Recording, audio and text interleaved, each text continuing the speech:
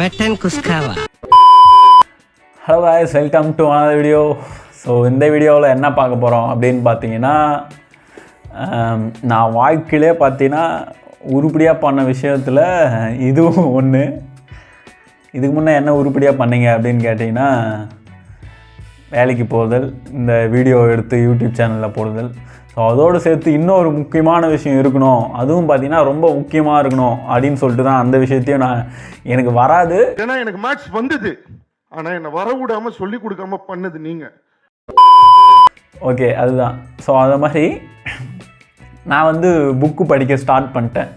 So அப்படி என்ன book தான் படித்தேன் அப்படின்னு பார்த்தீங்கன்னா, ரொம்பவே வேல்யூபிளான ஒரு புக்கு, எல்லோரும் படிக்க வேண்டிய புக்கு அப்படின்னா என்னன்னு சொல்கிறேன்.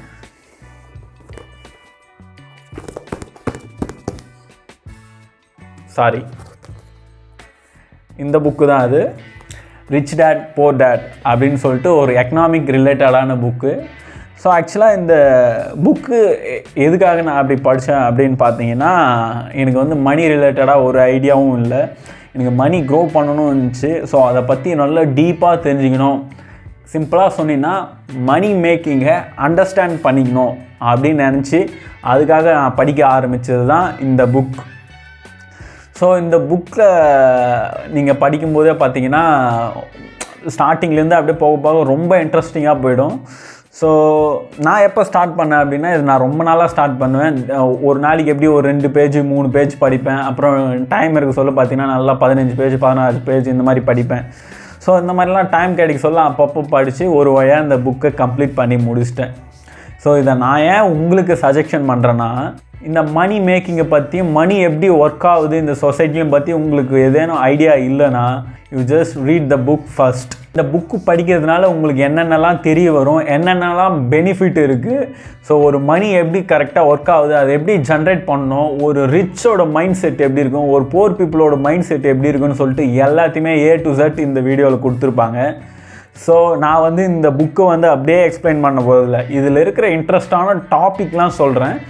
ஸோ அந்த டாப்பிக்கே பார்த்திங்கன்னா ரொம்ப இன்ட்ரெஸ்டடாக இருக்கும்.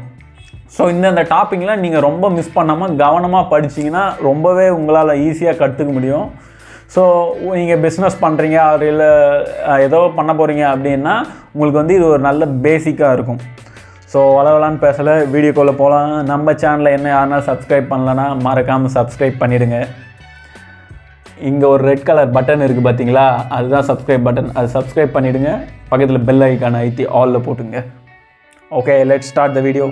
ஸோ இந்த புக்கோட நேம் ஆல்ரெடி சொன்னேன், ரிச் டேட் புவர் டேட். தமிழில் வந்து பணக்கார தந்தை ஏழை தந்தை. நான் இந்த புக்கு வந்து பார்த்திங்கன்னா தமிழில் தான் படித்தேன், because my mother tongue is Tamil. So I am very comfortable with read this book on Tamil. So இந்த புக்கை பற்றி நான் ஒரு சின்னதாக ஒரு இன்ட்ரடக்ஷன் கொடுத்துட்றேன். அது என்ன அப்படின்னு பார்த்தீங்கன்னா, இந்த இன்ட்ரடக்ஷன் வந்து பேர்லேயே இருக்கும். ஒரு பணக்கார தந்தை, ஒரு ஏழை தந்தை. அதாவது ஒரு சின்ன பையன் இருப்பான், அந்த சின்ன பையனுக்கு பார்த்தீங்கன்னா பணக்கார தந்தைன்னு ஒருத்தர் இருப்பார், ஏழை தந்தை அப்படின்னு சொல்லிட்டு ஒருத்தர் இருப்பார்.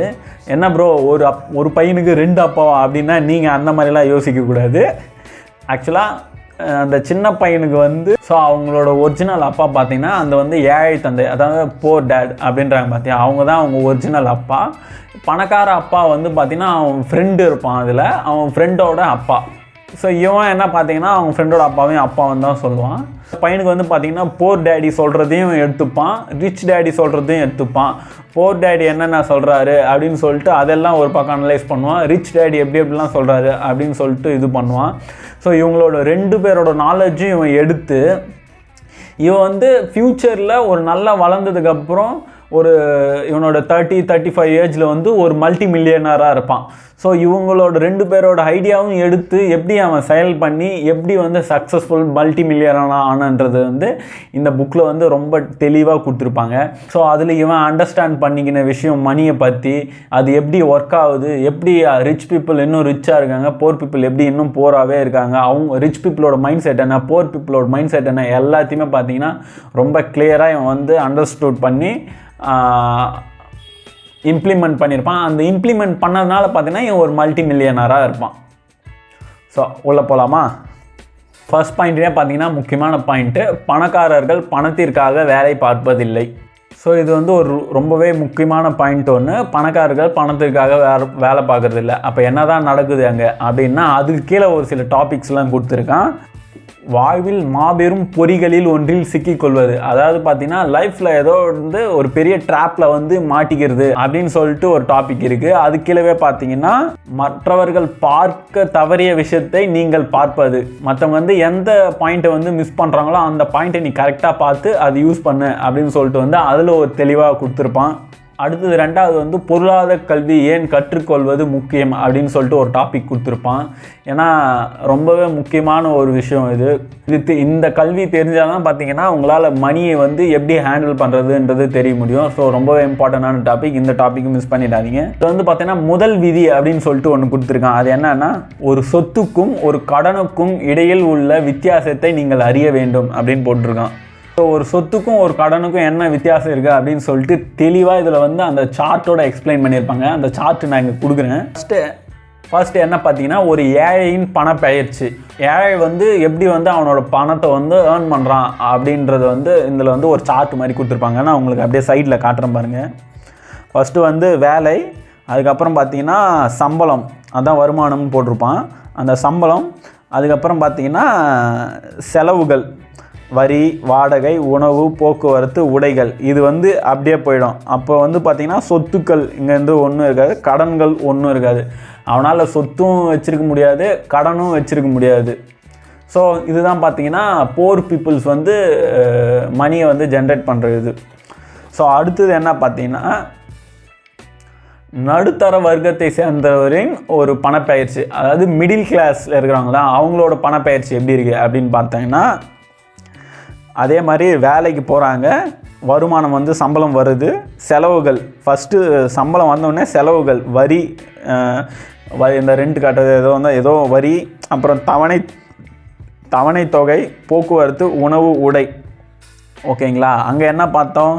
வரி, வாடகை, உணவு, போக்குவரத்து, உடை, அதுதான் செலவு. அப்படியே இங்கே வந்து பார்த்திங்கன்னா கொஞ்சம் தவணை தொகை ஒன்று எக்ஸ்ட்ரா ஆட் ஆகிருக்கு. ஸோ இது பார்த்திங்கன்னா அப்படியே வந்து பார்த்திங்கன்னா சொத்துக்கு போக மாட்டேங்குது. அப்படியே பார்த்திங்கன்னா கடன்கள் அப்படின்னு போயிடுது. தவணை, நுகர்வோர் கடன், கடன் அட்டைகள் அப்படின்னு சொல்லிட்டு இந்த மாதிரி நம்ம இஎம்ஐ வாங்குகிறோம், வேறு ஏதாச்சும் வாங்குகிறோம். ஸோ அதெல்லாம் பார்த்திங்கன்னா அப்படியே கடன்லேயே போயிடுது. அப்போ வந்து சொத்துக்குன்னு எதுவுமே கிடையாது.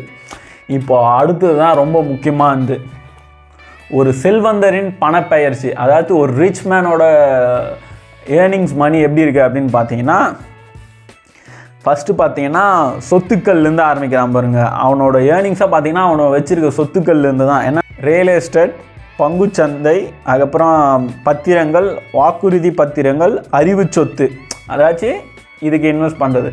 ஸோ இது மூலயமா இருந்து அவனுக்கு பார்த்திங்கன்னா வருமானம் வருது. அந்த வருமானம் எதுலாம் இருந்து வருது பார்த்திங்கன்னா வாடகை வருமானம், பங்கு வீதம், வட்டி. ஸோ இதில் இந்த சொத்துலேருந்து பார்த்திங்கன்னா அவனுக்கு இந்த டைப் ஆஃப் வருமானம் வந்து அவனுக்கு வருது. ஸோ அப்படி வரும்போது அப்படின்னு பார்த்தீங்கன்னா செலவுன்னு அவனுக்கு ஒன்றும் பெருசாக வரி கட்டிட்டு தவணை தொகை கட்டிட்டு அவன் முடிச்சிருவான். அதுக்கப்புறம் பார்த்திங்கன்னா கடன் வந்து தவணை, நுகர்வோர் கடன், இந்த மாதிரி கடன்லாம் பார்த்திங்கன்னா அவனுக்கு இருக்கவே இருக்காது. அசால்ட்டாக இப்போ அவன் வச்சுருப்பான் சொத்து, அதுலேருந்து அவனுக்கு இன்கம் ஜென்ரேட் ஆகும். ஸோ அவன் அசால்ட்டாக அப்படியே மெயின்டைன் பண்ணி போயிட்டே இருப்பான். இதுதான் பார்த்திங்கன்னா ஒரு ரிச் பீப்புளோட மணி ஏர்னிங் அப்படின்னு கூட வச்சுக்கலாம். ஸோ அடுத்த பாயிண்ட் ரொம்பவே முக்கியமானது. பணக்காரர்கள் ஏன் மிகவும் அதிக பணக்காரர்களாக ஆகிறார்கள். அதே மாதிரி பார்த்தீங்கன்னா நடுத்தர வர்க்கத்தில் சேர்ந்தவர்கள் ஏன் போராடுறாங்க. அடுத்து 3வது பார்த்தீங்கன்னா ஸோ இது இப்போ படிச்சது எல்லாமே பார்த்தீங்கன்னா ஒரு டிஃப்ரென்ஷியேஷன் தான் சொல்லியிருப்பாங்க. ஸோ இதுக்கப்புறம் தான் பார்த்தீங்கன்னா என்னென்னலாம் பண்ணணும்